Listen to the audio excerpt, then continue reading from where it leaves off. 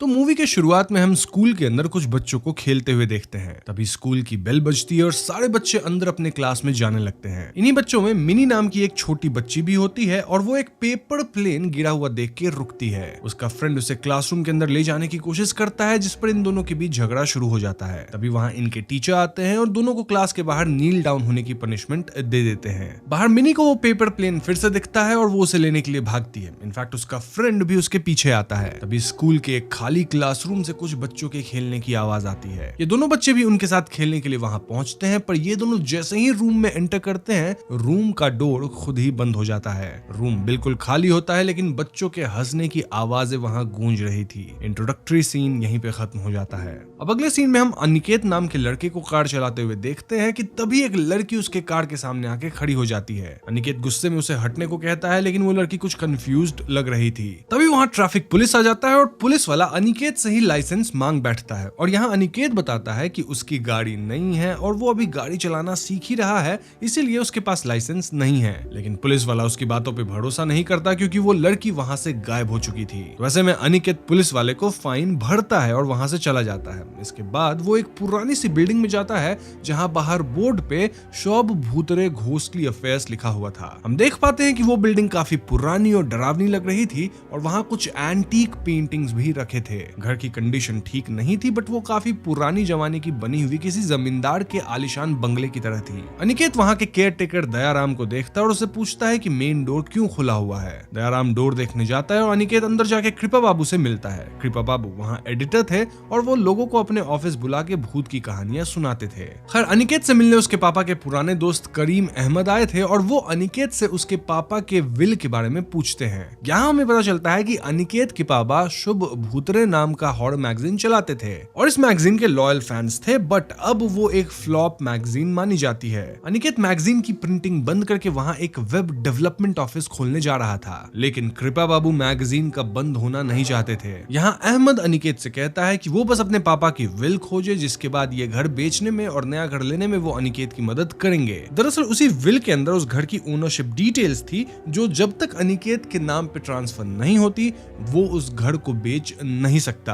अहमद इस घर को खरीद के इसे रीमॉडल करवाना चाहते थे। तभी एक पुरानी फोटो उस पे गिरते गिरते रह जाती है और ये देख के कृपा बाबू कहते हैं कि जो भी इस घर को तोड़ने की या रिकंस्ट्रक्शन करने की इंटेंशन रखता है वो बच नहीं पाता। अब उसके वहां जाते ही अनिकेत और कृपा बाबू में बहस होने लगती है। अनिकेत गुस्सा था कि कृपा बाबू क्लाइंट्स को डरा डरा के भगा देते हैं और कृपा बाबू गुस्सा थे क्योंकि अनिकेत मैगजीन बंद करवाना चाहता था। अनिकेत का मानना था कि भूत प्रेत जैसा कुछ नहीं होता और घर की खराब कंडीशन की मेंटेनेंस उस मैगजीन से नहीं निकल पा रही, इसीलिए वो बेटर फाइनेंशियल ऑप्शंस देखना चाहता है। एंड इट वाज क्लियर कि उसकी लाइफ में फाइनेंशियल इश्यूज थे। कमिंग बैक टू स्टोरी, यहाँ अब वही लड़की आती है जो सुबह अनिकेत के कार के आगे आ गई थी। उसे देख के अनिकेत शॉक हो जाता है और अब हमें पता चलता है कि उस लड़की का नाम नंदनी है। वो कहती है कि अनिकेत के पापा ने उसे एक लेटर लिखी थी अनिकेत को देने के लिए। वो बताती है कि उसे ये लेटर 16 जनवरी 2016 को मिला था, बट अनिकेत कहता है कि उसके पिता की मौत तो 14 जनवरी को ही हो गई थी। नंदनी कुछ भी बोल नहीं रही थी और अनिकेत उस पर गुस्सा हो जाता है। उसे लगता है कि नंदनी उन्हें स्कैम करने आई है, लेकिन नंदनी बताती है कि शायद उसके पापा ने लेटर कुछ दिन पहले लिखी होगी, क्योंकि उसके पास ये लेटर काफी टाइम से है। वो काफी घबराई हुई होती है और बताती है कि उसे नहीं पता था कि ये अनिकेत के पापा नवीन बाबू का घर है। वो तो यहाँ बस वेब डिजाइनर के जॉब के लिए आई थी, पर यहाँ आके उसने वॉल पर नवीन बाबू की पेंटिंग देखी,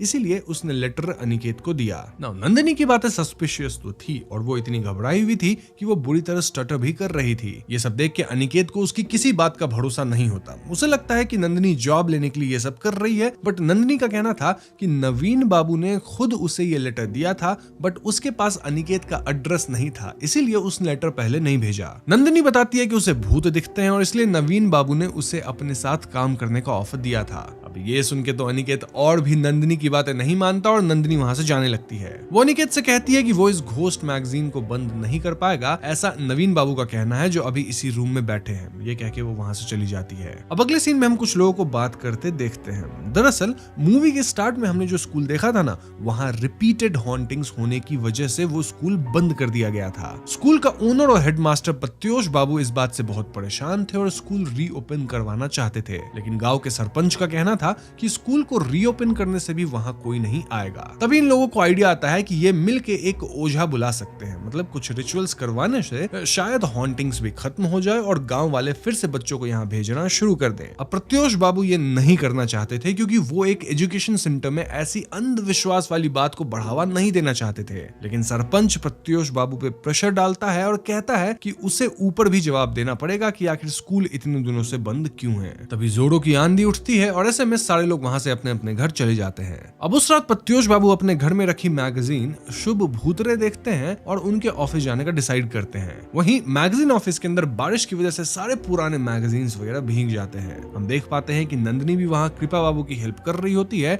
और उसे देख अनिकेत बहुत गुस्सा होता है और कृपा बाबू से पूछता है कि वो यहाँ क्या कर रही है, पर वो तो कुछ बहाने बना देते हैं। नाउ नंदिनी अनिकेत से पूछती है कि उसे विल मिली कि नहीं। ये सुनकर अनिकेत शॉक्ड रह जाता है और नंदिनी उसे विल का एग्जैक्ट लोकेशन बताती है और जब अनिकेत चेक करता है तब वाकई उसे विल वहीं पे मिलती है। अनिकेत कहता है कि वो अब फाइनली घर बेच पाएगा, बट नंदिनी कहती है कि ऐसा नहीं होने वाला। तभी प्रत्योष बाबू वहाँ कृपा बाबू को ढूंढते हुए आता है। वो अपने स्कूल में हो रही हॉन्टिंग्स के बारे में बताता है और तभी नंदिनी को एक बच्ची के हंसने की आवाज आती है। कृपा बाबू उनसे कहते हैं कि वो उनकी स्टोरी पब्लिश कर देंगे, लेकिन प्रत्योष बाबू का कहना था कि उसने सुना था कि वो लोग घोस्ट हंटर्स है, इसीलिए वो यहाँ आया था। इस पे कृपा बाबू वाज लाइक कि वो काम तब होता जब नवीन बाबू जिंदा थे, अब नहीं हो सकता। प्रत्योष बाबू ये सुनकर बहुत डिसअपॉइंट हो जाते हैं और तभी अनिकेत उनसे कहता है कि उनके स्कूल में एग्जैक्टली क्या हुआ है वो सारी बातें बता दे। वो बताते हैं कि दो बच्चे एक क्लासरूम में खेलने गए थे, उसके बाद एक बच्चा वहाँ बेहोश मिला बट दूसरे की बॉडी मिली। हम समझ पाते हैं कि ये दो बच्चे मिनी और उसके दोस्त ही थे। अब ये सब बताते हुए प्रत्योष बाबू बहुत दुखी हो जाते हैं क्योंकि ये स्कूल उनकी फैमिली की आखिरी निशानी थी और गांव में एजुकेशन का सोर्स भी, तो जाहिर सी बात है कि वो इसे बंद होते हुए नहीं देखना चाहते थे। ये सब सुन अनिकेत उन्हें दिलासा देता है कि वो लोग उनकी मदद करेंगे और प्रत्योष बाबू ये सुन के बहुत खुश हो जाते हैं और वहां से चले जाते हैं। अब कृपा बाबू अनिकेत की बात से गुस्सा होते हैं और उससे पूछते हैं कि वो ऐसे कैसे किसी को प्रॉमिस कर सकता है। इस पर अनिकेत कहता है कि उनके साथ नंदिनी है जो भूतों को देख सकती है, तो वो लोग ये प्रॉब्लम आसानी से सॉल्व कर पाएंगे। अब दोस्तों हम समझ पाते हैं कि अनिकेत ये सब सिर्फ नंदिनी को टेस्ट करने के लिए और उसकी असलियत सामने लाने के लिए कर रहा था। वो उसे ऑफिशियली हायर कर लेता है और तभी उसे नंदिनी के हाथों में वही पेपर प्लेन दिखता है जो मिनी को मिली थी। अब अगले दिन अनिकेत विल्ले के अहमद से मिलता और काम शुरू करने को कहता है। देन कृपा बाबू अनिकेत को बताते हैं कि नंदिनी फोन नहीं उठा रही। अनिकेत को लगता है कि वो डर के उन्हें अवॉइड कर रही है, इसलिए वो उसके हॉस्टल से ढूंढने जाता है।